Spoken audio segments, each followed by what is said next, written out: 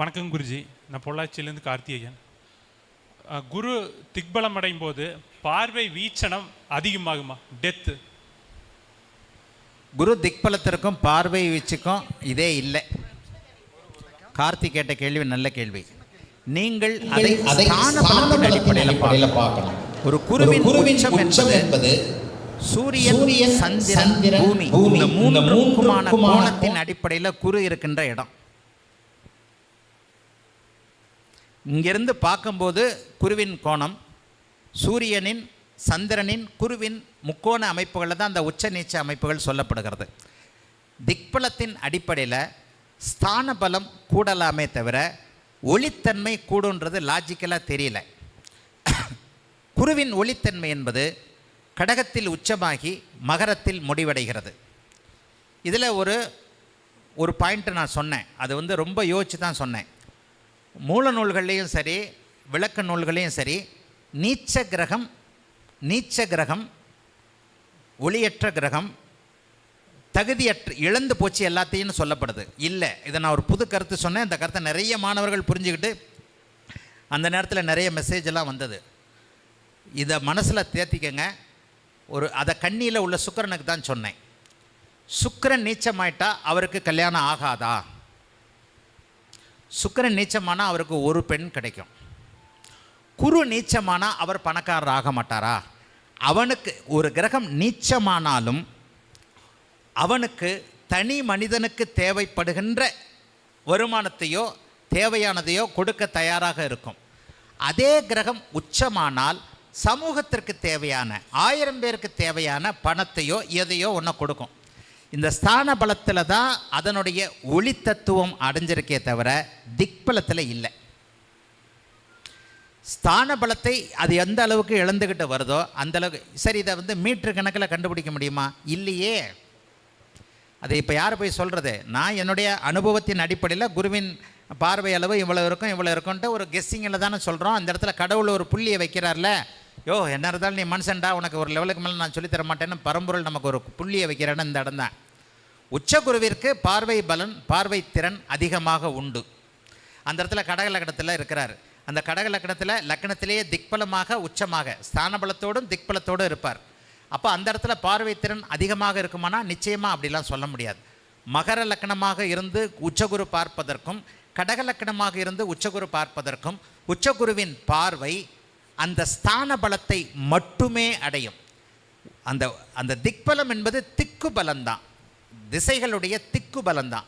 இதற்கு சம்பந்தம் இல்லை. ஆகவே ஒளியோடு இருக்கின்ற கிரகங்கள் எந்த அளவிற்கு பார்க்கும் என்பதை அனுபவத்தின் அடிப்படையில் புரிஞ்சுக்கங்க.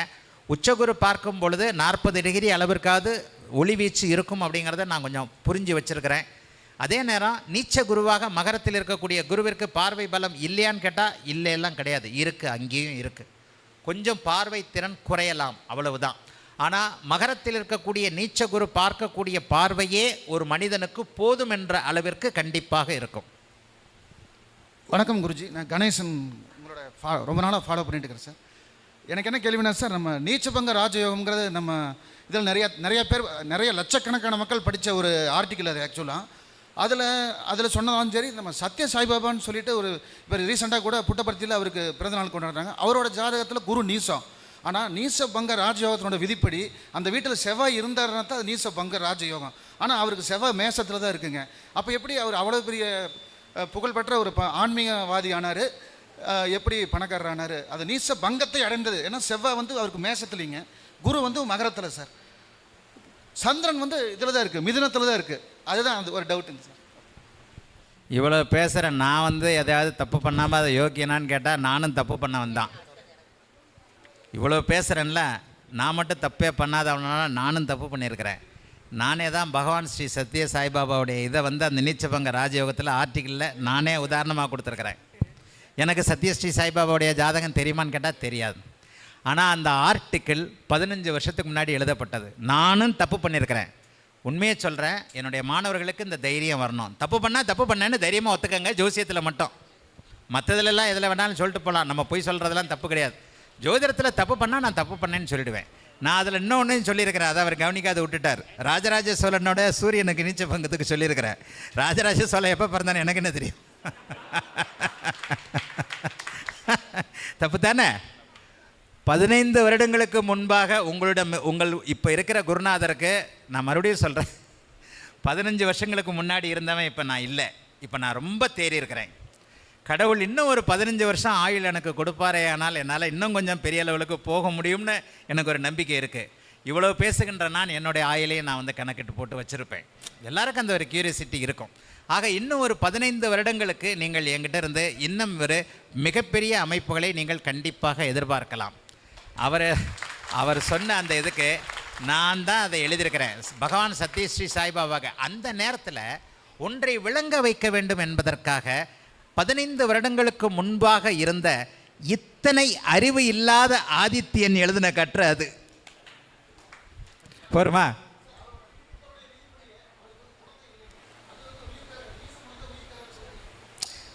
பகவான் ஸ்ரீ சாய்பாபா இவங்கெல்லாம் விமர்சனத்துக்கு அப்பாற்பட்ட அவதாரங்கள். அவரை நம்ம பேச வேண்டாம். இதை விட குரு நீச்சமான நம்மிடையே இருக்கக்கூடிய ஒருவருடைய ஜாதகத்தை நம்ம ஆராயலாம். இந்த காலகட்டத்திற்கு பிறகு தான் நான் வந்து பகவானை ராமரை எழுதாத அனுமாரை எழுதாதன்னு வந்தேன். எல்லாருமே நான் தப்பு பண்ணேன்னா நான் தப்பு பண்ணேன்னு சொல்லிடுறேன். நீங்கள் அந்த தப்பை பண்ணக்கூடாது. அதாவது தெரியாதவர்களுடைய ஜாதகத்தை இனிமேல் நம்ம கணிக்க வேண்டாம். பகவான் ஸ்ரீ சாய்பாபா அவர்கள் அன்றைக்குத்தான் பிறந்திருப்பார்கள் என்பது உண்மை. ஆனால் அவர் லக்கணம் என்னன்னு தெரியாது. அப்போ இதெல்லாம் பார்க்கணும். நீச்சபங்க ராஜயோகம் கட்டுரை உண்மையிலேயே கிட்டத்தட்ட இப்போ 30 லட்சம் தடவைக்கு மேலே 3 மில்லியன் 30 லட்சம் தடவைக்கு மேலே படிக்கப்பட்ட மிக இதான உட்காருங்க விவர்தன். என்ன பைக்கா மைக்கா? நான் டைமு கொடுக்குறேன், அவசரப்படாதீங்க. மைக்கு எல்லா பக்கமும் வரட்டும். நீங்கள் ஒத்துழைச்சிக்கிறீங்கன்னா நான் 3 மணிக்கெலாம் முடிக்க மாட்டேன். நான் விடிய உட்காந்து பேசிக்கிட்டு இருக்கிறாள். ஆனால் எல்லாருக்கும் நம்ம வந்து வாய்ப்பு கொடுப்போம். ஏன்னா எனக்காக இவ்வளோ நேரம் வந்திருக்கிறீங்க. நான் விடிய உட்காந்து பேசுவேன். அதெல்லாம் எனக்கு ஒன்றும் பிரச்சனை கிடையாது.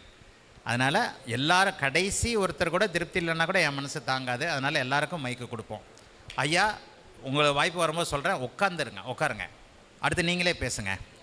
ஆக நம்ம இவர் கார்த்தி சொன்ன மாதிரி குரு நீச்சம்ன்றதுக்கு 15 வருஷத்துக்கு முன்னாடி நீ பகவான் ஸ்ரீ சாய்பாபா அவர்களுடைய இதை நான் சொல்லியிருக்கிறேன். அதை எடுத்துக்க வேண்டாம். ஏன்னா எனக்கும் அவரோடது தெரியாது. அவருடைய ஜாதகம் நான் ஒரு பத்திரிக்கையில் படிக்கும்போது அது குரு வந்து நீச்சம்ன்றதை பார்த்தேன். ஆனால் இனிமேல் கன்ஃபர்மேஷன் இல்லாத சில விஷயங்களை நம்ம பார்க்க வேண்டாம். ஆனால் குரு நீச்சமானால் என்ன நடக்கும்? நீச்சபங்க ராஜயோக கட்டுரை இன்றைக்கும் சொல்கிறேன். என்னை பற்றி நீங்கள் பெருமையாக பேசலாம். இன்றைக்கு நீச்சபங்க ராஜயோகத்தை பற்றி வரக்கூடிய முகநூல் கட்டுரைகள் எல்லாத்துக்கும் ஆதாரம் அந்த கட்டுரை. இன்றைக்கி எல்லாரும் அந்த கட்டுரையாக காப்பி அடித்து தான் பேசுகிறீங்க. நீச்சபங்க ராஜயோகத்தை ஓரளவிற்கு அந்த நேரத்தில் புரிந்து கொண்ட ஒரு தன்மையின் அடிப்படையில் தான் நான் அந்த விளக்கத்தை அதை கொடுத்துருந்தேன். ஆகவே நம்ம தெரிஞ்சவங்களதை பார்ப்போம். அதுலேயே நான் வந்து சூரியன் நீச்சமானவனுக்கு ராஜராஜ சோழனை கொடுத்துருந்தேன். பின்னாடி இது பண்ணால் ராஜராஜ சோழன் ஐப்பசி மாதம் சதயத்தில் உதித்தோன்னு வந்த பாட்டு தான். பின்னாடி வந்த ஆதாரங்களை பார்த்தா 1000 வருஷத்துக்கு முன்னாடி யாருமே ஜாதகம் எழுதலை. அப்போ கூட அவருக்கு எழுதலை. அவர் எதில் பிறந்தார்னு தெரியாது. ஆனால் இப்போ நல்லா தெரியுது நமக்கு. இப்போ கண்ணுக்கு முன்னாடி 20 வருஷமாக மந்திரியாக இருக்கக்கூடிய ஒருத்தர் வந்து நீச்சபங்க சூரியன் நீச்சம், மேஷத்தில் குரு துலாத்தில் சூரியன். இப்போ அன்னைக்கு 15 வருஷத்துக்கு முன்னாடி எனக்கு இவ்வளோ பெரிய கிளைண்ட் இல்லை. இன்றைக்கி அதிகாரத்தில் உள்ளவங்க கிட்டத்தட்ட அவ்வளோ பேர் என்கிட்ட பார்க்கக்கூடிய நிலைமையில் நான் இருக்கிறேன். இன்றைக்கி சூரியன் நீச்சமான 4 மந்திரிகள். ஒரு மந்திரி மகர லக்னம். டக்குன்னு நான் சொன்னாலே யாருன்னு பேரை புரிஞ்சுக்குவீங்க. ஒரு மந்திரி மகர லக்னம், 10ல் சூரியன் நீச்சம். 10ல் சூரியன் நீச்சம். 2021 ஜூன் மாதம் மே மாதமா நீங்கள் மந்திரின்னு இந்த இன்னும் மந்திரியாக தான் இருக்கிறார். அதுக்கு முன்னாடி 2011 2021 வரைக்கும் சரியான இது சந்திரதசை முழுக்க நீங்கள் நல்லா இருக்க மாட்டீங்க. உங்களுக்கு மந்திரி எம்எல்ஏ நீங்கள் ஜெயிக்க மாட்டீங்கன்னா ஜெயிக்கல அவர். ஆக கண் முன்னால் மகர லக்னமாகி 10ல் சூரியன் நீச்சமான ஒருவர் சுபத்தன்மையோடு இன்றைக்கு மந்திரியாக இருக்கிறார். மிகப்பெரிய ஒரு பெரிய 20 ஆண்டு காலத்திற்கு மேலாக மந்திரியாக இருக்கக்கூடிய ஒருவருக்கு துலாத்தில் சூரியன் நீச்சம், 7 மேஷத்திலிருந்து குரு பார்க்குறார். ஆகவே நீச்சபங்க ராஜயோகம் என்கின்ற அமைப்பை நாம் இன்றைக்கு இருப்பவர்களோடு புரிந்து கொள்வது நல்லது. அதே மாதிரி நீச்சம்னா பழைய நூல்களில் முழுக்க அந்த கிரகம் போயிடுச்சுன்னு சொல்லப்படுது. எந்த கிரகமும் செத்து போகாது.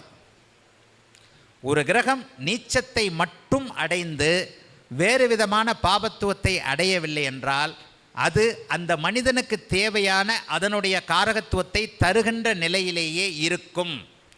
சுக்கிரன் நீச்சமாகி பாபத்துவம் இல்லாமல் இருந்தால் அந்த ஆணோ பெண்ணோ ஒழுக்கமானவர்களாக இருப்பார்கள். இதை வேற மாதிரி காமெடியாக சொன்னால் வேற வழி இல்லாமல் இருக்கும். சகோதரி ரொம்ப சிரிக்கிறாங்க. நம்ம தான் இருக்கோம், பேசிக்கலாம். உண்மை தான். நான் பர்சனல் அண்டர்ஸ்டாண்டிங் இதிலெல்லாம் ரொம்ப நான் இதான் கலாச்சிருக்கிறேன் சார் நிறைய பேரை. தப்பில்லை. என்கிட்டலாம் வந்து ஒரு உங்களை அப்பான்னு கூப்பிடலாமான்னுவாங்க, என் அண்ணன் நீங்கள் தான்னுவாங்க, என் அண்ணன் மாதிரி இருக்கிறீங்கன்னுவாங்க. நான் அண்ணன் மாதிரிலாம் பேசாதமா உன் அண்ணன் தான் பேசுகிறேன்னுவேன். அதெல்லாம் வந்து ஒரு ஜோதிடர் அப்படித்தான் இருக்கணும். எதையும் தைரியமாக இவனிடம் சொல்லலாம். எப்படி நான் வந்து அடிக்கடி நான் சொல்கிற மாதிரி ஒரு ஆண் ஜோதிடனாக நான் சொல்கிறேன். நான் அடிக்கடி ஒரு வார்த்தை சொல்லுவேன், ஒரு பெண்ணுக்கு அப்பாவும் அண்ணன் தம்பியும் ஆம்பளைங்களே இல்லைன்னுவேன். ஜோசியனும் ஆம்பளையாக இருக்கக்கூடாது ஒரு பெண்ணுக்கு. அப்படி இருந்தால் அந்த ஜோதிடர் பெரிய அளவில் நல்லா இருப்பார். இந்த மாதிரியான சில விஷயங்களை, அதாவது சுக்கிரன் நீச்சமாயிட்டார், முழுக்க நீச்சமாயிட்டார், பாபத்துவமாகி விட்டார், சனியோடு சேர்ந்து விட்டார், ராகுவோடு சேர்ந்துட்டார், ஒரே நேரத்தில் செவ்வாய் சனி ராகுவோடு சேர்ந்துட்டார். இந்த அமைப்பு தாம்பத்திய சுகத்தையோ ஆணையோ பெண்ணையோ கொடுக்காத அமைப்பு. கிடைக்காது, தேடினாலும் கிடைக்காது, பக்கத்திலே இருந்தாலும் கிடைக்காது, பக்கத்திலே இருந்தாலும் கிடைக்காது. என் போன வாரம் ஒருத்தர் 65 வயசுக்காரர் பேசுகிறார், 65 வயசுக்காரர் பேசுகிறாரு. போன வாரம் என் ஜாதகத்தை போடுங்கன்றார். ஐயா நீங்கள் அதை பர்மிஷன் தரேன், நீங்கள் போடுங்கன்றார். அதை போட்டால் வேறு மாதிரியான இது வருன்றதுனால அதை போடாமல் வச்சுருக்கிறேன். அவர் ரொம்ப ஓப்பனாக பேசுகிறார். 65 வயசு, மனைவிக்கு 60 வயசு.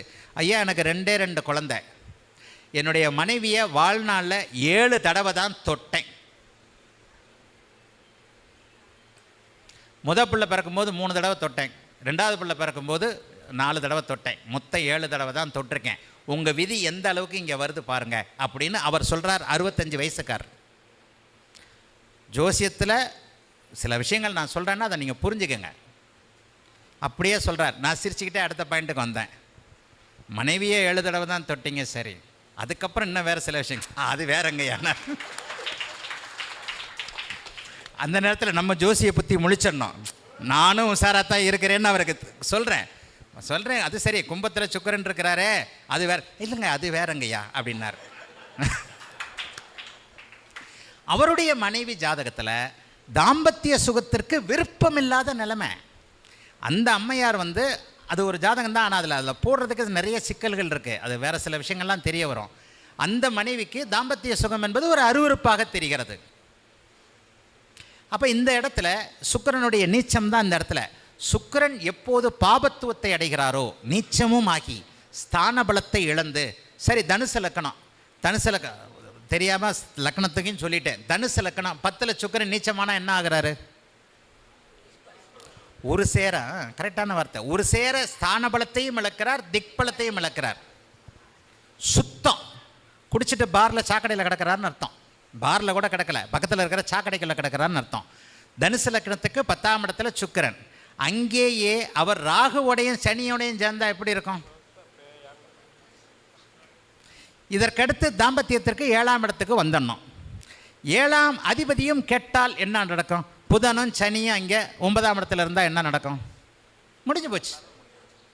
அப்போ தாம்பத்திய சுகத்திற்கே ஒரு பெண்ணுக்கு ஆர்வம் இல்லாத அமைப்புகளாக வந்துடும். ஆக நீச்சம் என்பது, நான் ஏற்கனவே இதை பற்றி வீடியோ போட்ட மாதிரி, நீச்சம்ன்றதுனால பயப்பட வேண்டாம். குரு நீச்சமானார், உங்களுக்கு மட்டும் தேவையான வருமானம் கிடைக்கும். குருவே பாபத்துவமாகி விட்டார், உங்களுக்கு அந்த அமைப்பும் கிடைக்காது. நீங்கள் பிச்சைக்காரனாக இருக்கிறீங்க, அடுத்தவர்கிட்ட கையேந்தி பிழைக்கிறீங்க, உங்களுக்கு சம்பளம் கூட இல்லை. குரு சுத்தமாக கெட்டு விடும்போது, ஆக ஸ்தான பலம் நீச்சம் என்பது ஸ்தான பல இழப்பு. ஆயினும் அது ஒருவருக்கு மட்டும் தேவையான ஒன்றை கொடுக்கக்கூடியதாக இருக்கிறது. ஏனென்றால் நமக்கு ஒரு குடம், ஒரே ஒரு டம்ளர் தண்ணி போகிறோம். ஆனால் கிரகங்கள் ஒரு குடம் நிறைய தண்ணியை வச்சுருக்கு, ஒரு ட்ரம்மு நிறைய தண்ணியை வச்சுருக்கு. ஒரு ட்ரம்மு நிறைய தண்ணியை வச்சுருக்கிறதுனால நமக்கு ஒரு குடம், இப்போ தாகம் தவிக்குதுன்னா என்ன பண்ணுறோம்? ஒரு டம்ளர் தண்ணி தான் குடிக்கிறோம். அந்த ஒரு டம்ளர் தண்ணி போரும். நீச்சமான கிரகத்திடம் ஒரு டம்ளர் தண்ணீர் இருக்கிறது. ஆனால் உண்மையான கிரகங்களிடம், உச்சமான கிரகத்திடம் ஒரு ட்ரம்மு நிறைய தண்ணி இருக்குது. அந்த ஒரு ட்ரம்மு நிறைய இருக்கிற தண்ணியை ஒரு குடும்பத்துக்கு ஒரு நாள் முழுக்க உபயோகப்படுத்தலாம். ஒரு ஊருக்கே ஒரு 1000 பேருக்கு 1000 டம்ளர் தண்ணி கொடுக்கலாம். ஆகவே இதை மட்டும் புரிந்து கொண்டு அந்த நீச்சமான கிரகம் முழுமையான பாபத்துவத்தை அடைந்திருக்கும் பொழுது, சுக்கிரன் நீச்சமானால் ஆணுக்கு பெண்ணு, பெண்ணுக்கு ஆணோ கிடைப்பதில்லை அல்லது விருப்பமில்லை. குரு நீச்சமானால் குழந்தைகள் இருப்பதில்லை அல்லது அவரால் பணம் சம்பாதிக்க முடியாத நிலைமை இருக்கிறது. புதன் நீச்சமானால் அறிவு இல்லை. புதன் நீச்சமாயிடுச்சு, உங்களுக்கு மட்டும் தேவையான அறிவு கண்டிப்பாக உண்டு. புதன் பாபத்துவமாகிவிட்டார், நீங்கள் முட்டாள், அவ்வளவுதான்.